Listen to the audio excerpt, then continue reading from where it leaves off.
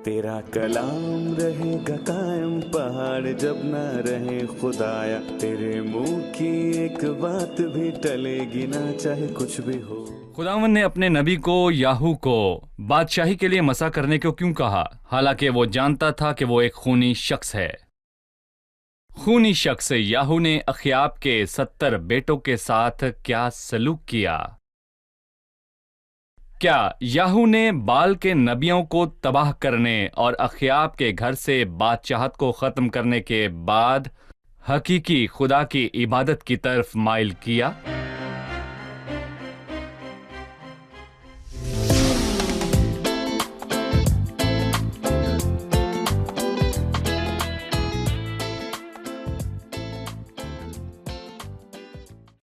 अजीज नाजरीन, मैं अयाद ज़रीफ आप सब देखने वालों को हमारे रोज़ के बाइबली मुतालिया प्रोग्राम की नई किस्त में खुशामदीद कहता हूँ।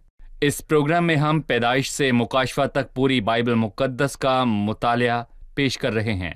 अपने मुताले में हम सलातीन की दूसरी किताब के 9वें बाब और 10वें बाब पर पहुँच चुके हैं, जो कि पुराने अहदनामे की तारीखी किताबों में से एक है। मैं चाहूँगा कि आप अपनी बाइबल मुक़द्दस खोलिए और दूसरी सलातीन की किताब के 9वें बाब और 10वें बाब को निकालिए और हमारे साथ मुताले में शामिल हो जाएं। और आज की किस्त में हम देखेंगे कि खूनी याहू ने कैसे अखयाब के घर को तबाह किया, और हम ये भी देखेंगे कि इज़ेबेल को कैसे मारा गया, और ये भी जानेंगे कि खूनी याहू ने कैसे अखयाब के घराने और बदकार नस्ल को तबाह किया। लेकिन उससे पहले मैं खुदा के खादमीन को स्टूडियोज में खुशामदीद कहना चाहूंगा। डॉक्टर एहसाम खुशामदीद। शुक्रिया भाई। डॉक्टर मेधात खुशामदीद। जी शुक्रिया, आपको देखकर अच्छा लगा। बहुत शुक्रिया। साथ ही मैं स्टूडियो में आए दीगर मेहमानों को भी खुशामदीद कहूंगा। डॉक्टर एहसाम, अब मैं 9वें बाब की पहली आयत से पढ़ना चाहूंगा और यकीनन उसके बाद मैं वापस आपके पास आकर सवाल पूछूंगा। जैसा कि 9वें बाब का आगाज याहू को इसराइल का बादशाह होने के लिए मसा किया जाता है, और एलीशा नबी ने अंबियाज़ादों में से एक को बुलाकर उससे कहा, अपनी कमर बांध और तेल की ये कुप्पी अपने हाथ में ले, और जब तू वहां पहुंचे तो याहू बिन यहोशफत बिन निमसी को पूछ और अंदर जाकर उसे उसके भाइयों में से उठवा और अंदर की कोठरी में ले जा। फिर तेल की ये कुप्पी लेकर उसके सर पर डाल और कह, खुदावंद यूं फरमाता है कि मैंने तुझे मसा करके इसराइल का बादशाह बनाया है। फिर तू दरवाज़ा खोलकर भागना और ठहरना मत। सो वो जवान, यानी वो जवान जो नबी था, रामात जिल्लात को गया। डॉक्टर एहसाम, यहाँ गुफ्तगू का आगाज एक ऐसे किरदार के बारे में है जो वाकयात में जाहिर होगा, और ये यहोशफत के बेटे याहू का किरदार है। मैं चाहता हूँ कि आप इसके बारे में एक इब्तदाई ख्याल पेश करें। यहोशफत का बेटा याहू उनमें से एक है जिनको मसा करने का हुक्म खुदावन ने एलिया को उसकी खिदमत के आखिर में दिया और कहा, तो अखीएल को मसा करके अराम का बादशाह हो और निमसी के बेटे याहू को मसा करके इसराइल का बादशाह हो, और एलीशा बिन सफात को मसा कर ताकि वो तेरी जगह नबी हो। लिहाजा वो उन किरदारों में से एक था जिनको मसा करने के लिए खुदावन ने एलिया को कहा था। खुदा का मकसद था, उसने आराम के ऊपर एक बादशाह को मुकर्रर किया जो बुतप्रस्त लोगों का बादशाह है, और यहाँ इसराइल का बादशाह है। बस उस किरदार को मसा करने में जरूर खुदावन का मकसद था, और दरहकीकत वो एक खूनी किरदार था, वो कोई आम किरदार नहीं था। और यहाँ तक कि उन्होंने उसे दूर से देखा और वो रथ चला रहा था, और वो उसे दूर से देखकर ही जान गए। क्यों? क्योंकि वो उस वक्त भी मुख्तलिफ था जब वो रथ चला रहा था, गुस्से से चिल्ला रहा था, और उसने निमसी के बेटे याहू की तरह गुस्से से चलाया। लिहाजा मैं कहूंगा कि यहाँ ये बात आया है कि वो एक मुख्तलिफ किरदार था। वो गैर मामूली खुसूसियात की वजह से मुख्तलिफ था और पुरतशद्दद होने में और खूनी किरदार में वो गैर मामूली था, और खुदावंद ने उसे मसा किया क्योंकि खुदावंद अपना मकसद पूरा करना जानता है, और वो जानता है कि कौन सा शख्स किस मकसद के लिए मौजू है। हत्ता के बाजुकात वो शैतान को भी किसी काम के लिए चुनता है। और एक दफा उसने शमाउन से ये कहा कि देख, शैतान ने तुम्हें मुझसे मांग लिया है ताकि तुम्हें गेहूं की तरह फटके। और अय्यूब की کہانی میں شیطان وہ تھا جو خدا کی حضوری میں آیا۔ بعض اوقات خدا ملکوں کو استعمال کرتا ہے، اور خدا نے ہی بابل میں اسرائیل کو نظم و ضبط کے لیے مقرر کیا۔ اور ایک چیز جو حبقوق نبی کے لیے بہت ہی پریشان کن تھی، وہ کہتا رہا کہ اے خداوند، میں کب تک نالا کروں گا اور تو نہ سنے گا۔ میں الجھن کا شکار تھا، لیکن خدا نے ایک شریر شخص کو اپنے لوگوں کی تربیت کے لیے استعمال کیا۔ خدا کس برتن کو استعمال کرتا ہے، چاہے وہ شیطان ملک یا اشخاص کو استعمال کرتا ہے، اور یہ ضروری نہیں ہے کہ وہ خاص برتن کو استعمال کرے۔ اور نمسی کا بیٹا یاہو ان برتنوں میں سے ایک تھا جو خونی ہونے کی خصوصیات رکھتا تھا اور پرتشدد ہونے کی وجہ سے بہت ممتاز تھا، لیکن خدا اپنی سوچ میں ایک خاص مقصد پورا کرنے کے لیے اسے مسح کرنا چاہتا ہے جو کہ نامعلوم تھا۔ اور یاہو کو مسح کرنے کے وقت اسے بتایا گیا کہ کچھ گھروں کو تباہ کرنا ہے اور انہیں پوری طرح تباہ کرنا ہے، ایک شخص نہیں بلکہ پورا خاندان۔ اس لیے ایک ایسے شخص کی ضرورت تھی جسے قتل کرنا پسند ہو، اور نبات کا بیٹا یربام ان گھروں میں سے تھا جن کے افرادوں کو نہیں بلکہ خاندانوں سمیت اس نے ختم کرنا تھا، پوری نسل کو بذات خود اور نسل۔ اس نے بادشاہ کو اور نبات کے بیٹے یربام کو انہیں ختم کرنے کے لیے استعمال کیا، اور بادشاہ کو بھی ختم کرنا پڑا۔ اور اخیاب بادشاہ ان 3 بادشاہوں میں سے تھا جو بہت ہی برے بادشاہ تھے۔ نہ صرف اشخاص ختم ہونے چاہیے بلکہ پورے خاندانوں کو بھی ختم کر دینا چاہیے، اور نسلوں میں سے کوئی بھی نہیں بچنا چاہیے۔ لہٰذا موزوں شخص کو ان گھرانوں کو تباہ کرنے کے لیے استعمال کیا گیا۔ ڈاکٹر احسام، ہم اپنے ناظرین کی توجہ اس طرف بھی مبذول کروانا چاہتے ہیں کہ خداوند نے یاہو کو خونی نہیں بنایا۔ مطلب یہ خداوند نہیں تھا جس نے اسے یہ چیزیں کرنے کے لیے خونی شخص بنایا، بلکہ یاہو فطری طور پر بدعنوان دل کے ساتھ ایک خونی شخص تھا، اور خداوند نے اس کے دل کی بدعنوانی کو ختم کرنے کے لیے اپنے مقاصد کو پورا کرنے کے لیے استعمال کیا۔ بھائی ایسا خداوند نے ہی ہے نا؟ شیطان کو برا نہیں بنایا کہ اپنے منصوبے پورے کرے، بلکہ شیطان کی برائی اور اس صحیح۔ کے الزام لگانے کی خواہش کو اپنے منصوبے کی تکمیل کے لیے استعمال کیا۔ اور یہ وہی چیز ہے، تمام برتن جو برے نظر آتے ہیں خدا ان کے رویوں کو منظور نہیں کرتا۔ خدا نے انہیں ایسا بنایا، لیکن وہ انہیں استعمال کرتا ہے، بلکہ اس نے ان کی ایک خصوصیت کو استعمال کیا۔ صحیح۔ ڈاکٹر میدات، یاہو کو بادشاہ مقرر کرنے کے بعد یزریل میں ایک قتل عام ہوا جہاں یزریلی نبوت کا خون بے گناہ خون بہایا گیا۔ اس وقت کیا ہوا، ہمیں اس کے بارے بتائیے۔ یورام یا یورام، کیونکہ عبرانی میں یہ ایک ہی نام ہے، وہ یزائل میں بیمار تھا اور یہودا کا بادشاہ اخزیہ اس کے پاس گیا، اور اس وقت یاہو اس بغاوت کو انجام دینے کے لیے یزائل چلا گیا جو وہ کر رہا تھا۔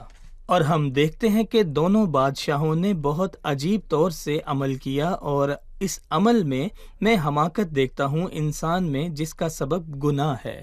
جب انہوں نے یاہو کی قیادت میں گروہ کو اپنی طرف آتے دیکھا اور وہ نہیں جانتے تھے کہ کون آ رہا ہے، بس انہوں نے ایک قاصد بھیجا، وہ واپس نہیں آیا۔ کوئی خطرہ آنے والا ہے۔ سادہ سی بات ہے کہ انہیں محسوس ہونا چاہیے تھا کہ کچھ غلط ہے، لیکن اس کی بجائے انہوں نے دوسرا قاصد بھیجا جو واپس نہیں آیا۔ اور فوج کے سپہ سالار کو خود دیکھنے نہیں جانا چاہیے کہ کچھ غلط ہونے والا ہے۔ دونوں نے جا کر پوچھا کہ کیا امن ہے، اور یاہو نے جواب دیا کہ وہاں کبھی امن نہیں ہوگا، جبکہ دیکھا جائے ایزابل اور یاہو وہاں پر موجود تھے۔ یو سے آپ کی مراد یربعام اور اخزیہ ہیں۔ بالکل، یربعام اور اخزیہ وہ دونوں خود دیکھنے گئے کہ کیا ہو رہا ہے، اور ظاہر ہے کہ یاہو نے انہیں ختم کرنے کا جواب دیا۔ اس صورتحال میں اس نے یربعام کو قتل کیا اور پھر اخزیہ کا پیچھا کر کے اسے مار ڈالا۔ اس صورتحال میں دیکھتا ہوں کہ انسان واقعی چیزوں کو سنبھالنے کی سادہ عقل بھی کھو دیتا ہے، لیکن انسان جب گناہ میں ہوتا ہے اور خدا سے دور ہوتا ہے تو وہ واقعی بے وقوفی میں ممتاز ہوتا ہے۔ بھائی ایاد، یہ بہت ہی سادہ سی بات ہے کہ فوج کے سپہ سالار کو محتاط رہنا چاہیے تھا، لیکن نہیں، یہ جاننے کے بعد بھی کہ وہ دونوں آدمی واپس نہیں انہوں نے آئے۔ آنے والا خطرہ نہیں دیکھا اور آنے والے خطرے سے محتاط نہیں ہوئے۔ بالکل، وہ محتاط نہیں تھے، اور بے شک یہ خدا کے اختیار میں تھا کہ وہ اپنا منصوبہ پورا کرے تاکہ انہوں نے جو بویا تھا وہ کاٹیں۔ صحیح۔ ہم یہاں پر ایک چھوٹا سا وقفہ لیں گے اور ہم مہمانوں کے سوالات کے ساتھ واپس آئیں گے۔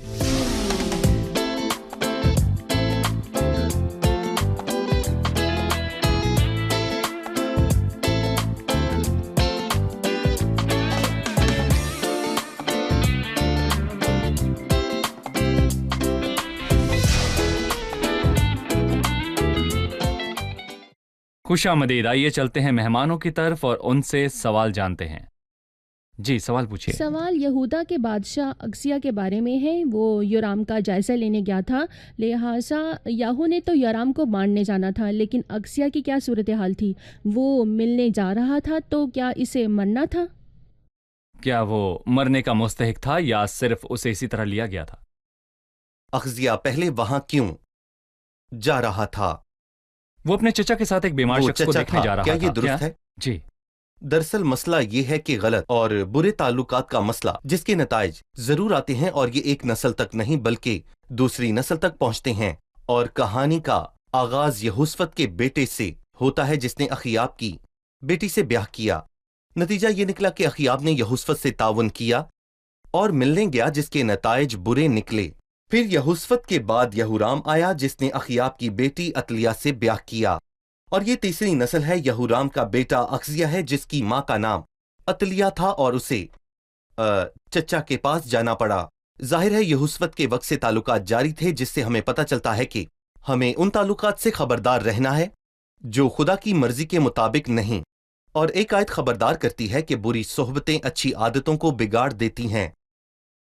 और फिर बाइबल में यूं लिखा है कि बेईमानों के साथ नाहमवार जुए में ना जुतो। और इसके नताइज सिर्फ फजल तक ही महदूद नहीं है बल्कि काटने तक जाते हैं, जैसा कि हमने बहुत सी नस्लों में देखा। वो सिर्फ चचा से मिलने नहीं गया बल्कि उसने उस जैसा मतलब कि अख्जिया ने बुराई की और हमने देखा कि वो यहूदा का बादशाह था और यहूदा की सल्तनत और इसराइल की सल्तनत और यहूदा और इसराइल के बादशाहों अलग को अलग समझा जाता था और उनके दरमियान खुदा परस्त लोग भी मौजूद थे। और मैं कहूंगा कि तारीख में खुदा परस्ती ने क्या चीजें बदल दी। लिहाजा वो अपने रवैये में बुरा था, वो अपने बुरे रवैये के साथ रहने की ख्वाहिश कर रहा था और ये उसका चचा था। लिहाजा बुराई की कशिश ने इन दोनों को जोड़ दिया। उन दोनों ने कोई ऐसा काम नहीं किया जो खुदा की नजर में सही था और यहूराम मौत का मुस्तहिक था और अक्सिया भी मौत का मुस्तहिक था। डॉक्टर मेहदाद, बाब के माहौल से ये वाज़ेह है कि ये बाब उसे काटने का बाब है जो पहले बोया गया था। मतलब अखियाब के घराने ने काटा, याहू के घराने ने काटा और अक्सिया के घराने ने काटा जो पहले बोया गया था। बाइबल मुकद्दस हमें वाज़ेह असूल बताती है, आदमी जो कुछ बोता है वही काटेगा। आप हमें इस आम असूल के बारे में बताइए जो ज़मीन पर इंसान के बोने के बारे में है। दर हकीकत खुदावंद ही तमाम शान व शौकत का खुदा है और मैं देखता हूँ कि वही तमाम सूरतों में तमाम शान व शौकत का मालिक है। बहुत सारे लोग ये कहते हैं कि पुराने अहदनामा में खुदा सख्ती और तशद्दुद से निमट रहा है, लेकिन वो दर हकीकत तमाम शान व शौकत का खुदा है। यहाँ हम एक शरीर बादशाह की सज़ा देखते हैं जबकि इससे पहले उसे बहुत सादा मौके और इंतबाहात दिए गए थे। लेकिन हम ये भी देखते हैं कि इज़ाबेल को भी सज़ा दी गई जिसने ये सोचा कि एलिया ने उसके बारे में जो पेशगोई की थी वो गुजर गई और वो बहुत यकीन और आराम से रह रही थी। लेकिन वो वक्त आ गया जब खुदा के सब्र का इख्तिताम हुआ और बदले का दिन शुरू हो गया। और उस दिन जब याहू बदला लेने को आई तो उसने यकीन ना किया, उसने उसका मजाक उड़ाया और कहा कि वो अपने मालिक के कातिल जिमरी की तरह है।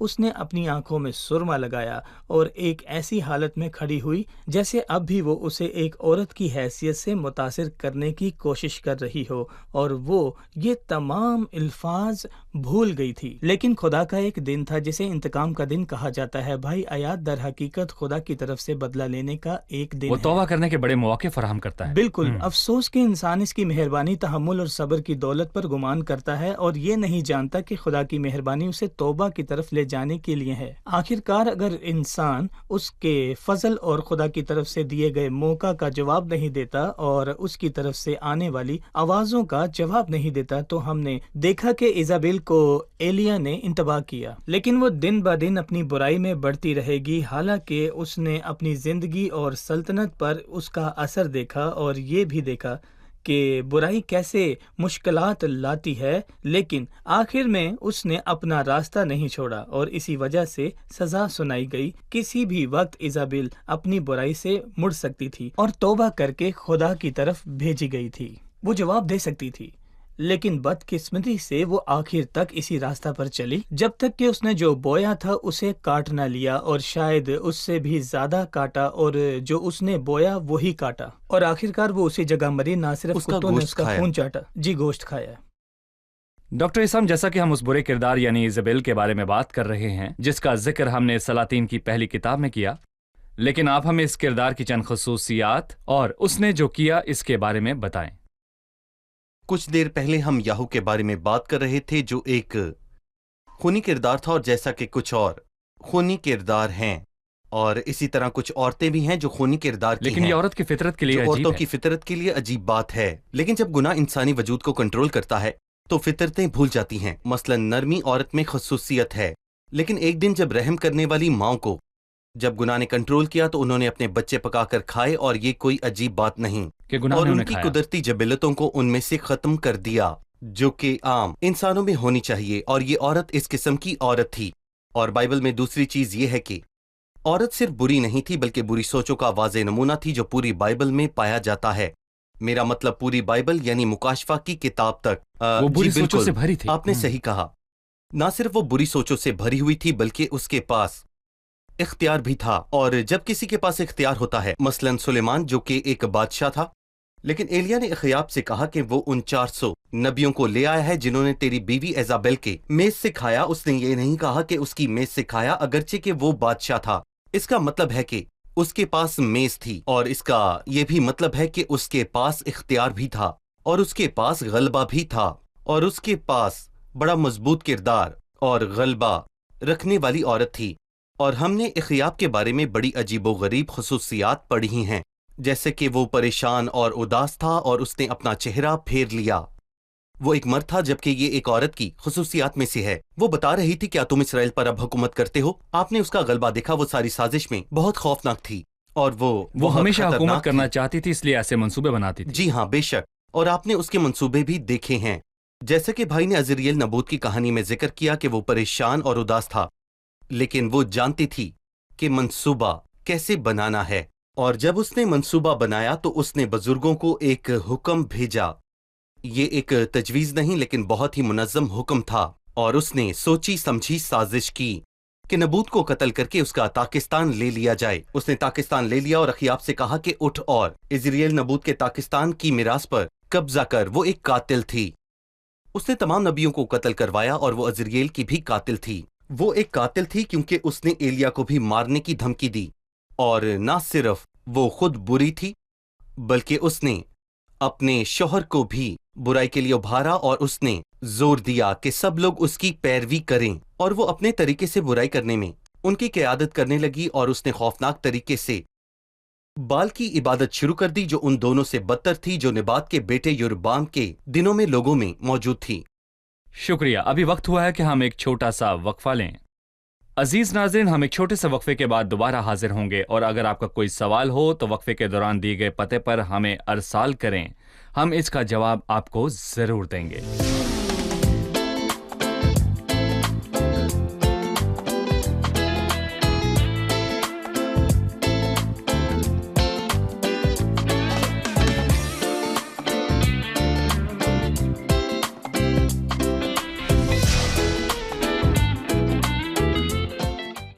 خوش آمدید۔ آئیے چلتے ہیں اپنے مہمانوں کی طرف اور ان سے ان کا سوال جانتے ہیں۔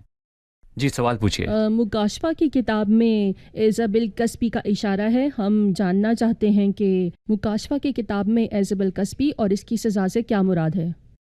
جی بھائی، مکاشفہ میں اس سے متعلق کیا ہے؟ مکاشفہ کی کتاب کے 19ویں باب کی 2 آیت میں ہم پڑھتے ہیں، اس لیے اس نے اس بڑی کسبی کا انصاف کیا جس نے اپنی حرام کاری سے دنیا کو خراب کیا، اور اس نے اپنے بندوں کے خون کا بدلہ لیا۔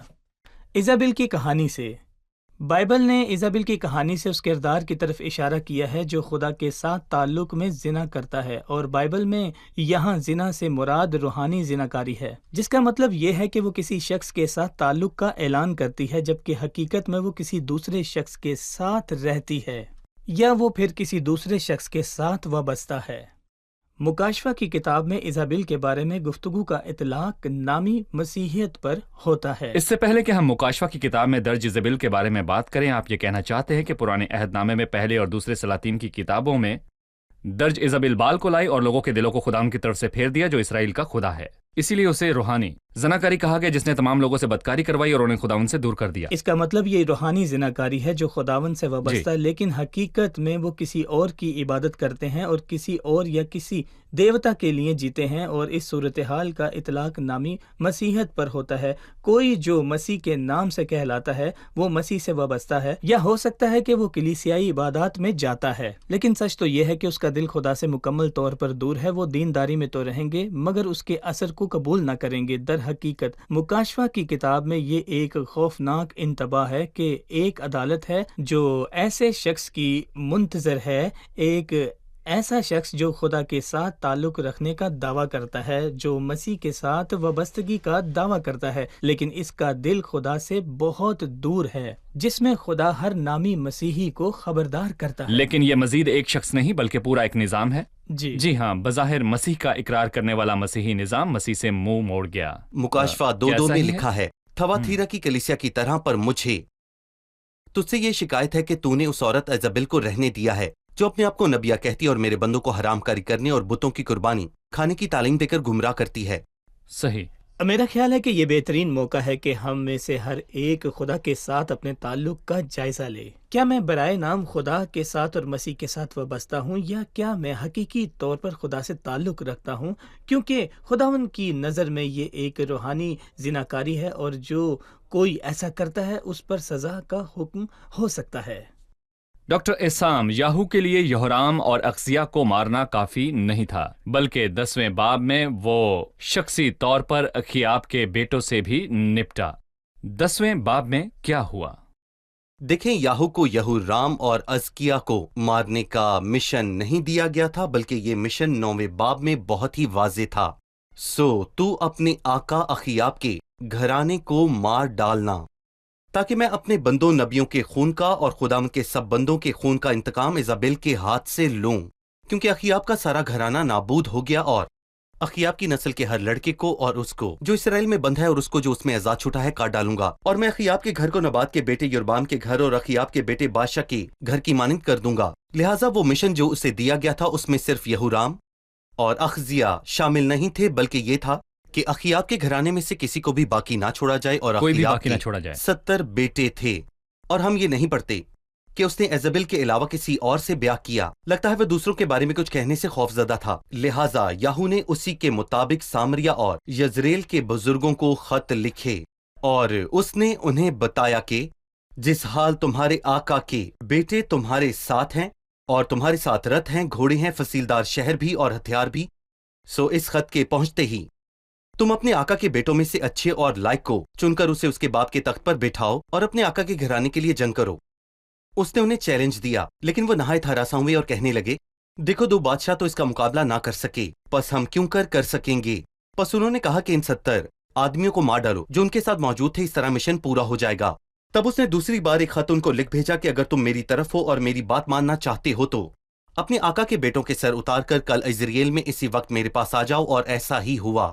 انہوں نے ان 70 بیٹوں کو قتل کیا اور ان کے سر ٹوکروں میں رکھ کر ان کو یاہو کے پاس بھیج دیا، اور اسی طرح اخیاب کے بیٹوں کی عدالت ہوئی، اور یاہو نے اس طرح بہت سی چیزیں تباہ کیں، یعنی اس نے یہورام اور اخزیہ سے شروع کیا، اور پھر ایزابل، پھر اخیاب کے بیٹے، اور پھر اخزیہ کے بھائی، اور پھر اس کے بعد بال کے بیٹوں کو، اور پھر سب سے آخر میں اس نے کاہنوں کو ختم کر دیا۔ اور یہ ظاہر ہے کہ جو کوئی اس کے راستے میں آیا اس نے اس کو، جی بالکل، جو اس کے سامنے آیا اس نے اسے مار دیا۔ اس نے ایسا کیا اور الہی مقصد کو پورا کیا جو کہ اس وقت میں موجود برائی کو ختم کرنا تھا۔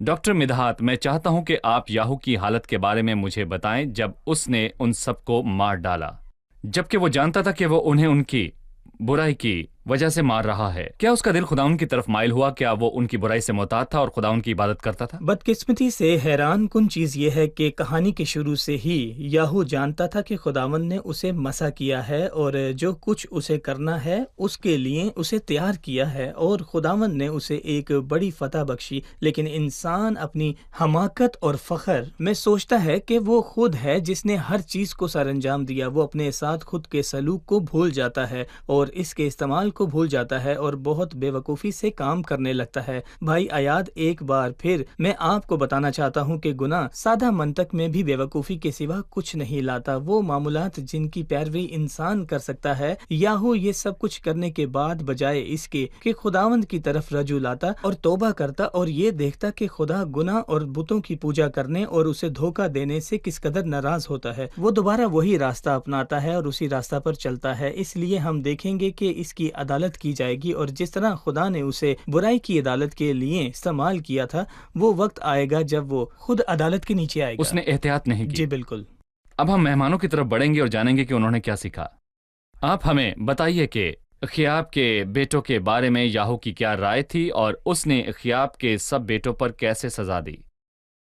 اخیاب کے بیٹوں کے بارے میں یاہو کی رائے یہ تھی کہ وہ سب موت کے مستحق تھے کیونکہ وہ ایزابل کا پھل تھے، اور اس نے اس سزا کو اسرائیل کے بزرگوں کو خطوط لکھ کر بتایا کہ ان کے پاس ہتھیار ہیں اور وہ انہیں مار سکتے ہیں، اور یہ کہ وہ اگلے دن ایک ہی وقت میں اخیاب کے 70 بیٹوں کے سر اس کے پاس لائیں۔ صحیح۔ جب یاہو نے وہ سب کاٹ لیا جو اخیاب اور اس کی اولاد نے بویا تھا، تو کیا اس کا دل نرم ہو کر خداوند کی طرف مائل ہو گیا؟ بدقسمتی سے خداوند کی طرف لوٹنے اور بال کی عبادت کو بھولنے کی بجائے جسے اس نے تباہ کیا تھا، اور خداوند چاہتا تھا کہ وہ اسے اپنی زندگی بھر کے لیے تباہ کر دے، لیکن پھر بھی اس نے بال کی پوجا اور خداوند کو چھوڑ دیا، اور یہ اس کی زندگی کا اختتام تھا جو ایک برا انجام تھا، کیونکہ یہ اس کی کیے کی سزا تھی۔ افسوس کہ اس نے خداوند کو چھوڑ دیا۔ اس کا دل نہیں افسوس۔ بدلا۔ شکریہ، خدا آپ کو برکت دے۔ خدا کے خادمین کا بھی شکریہ۔ شکریہ۔ اگلے پروگرام میں آپ سے پھر ملاقات ہوگی۔ تیرا کلام رہے گا قائم، پہاڑ جب نہ رہے خدایا، تیرے منہ کی ایک بات بھی ٹلے گی نہ، چاہے کچھ بھی ہو۔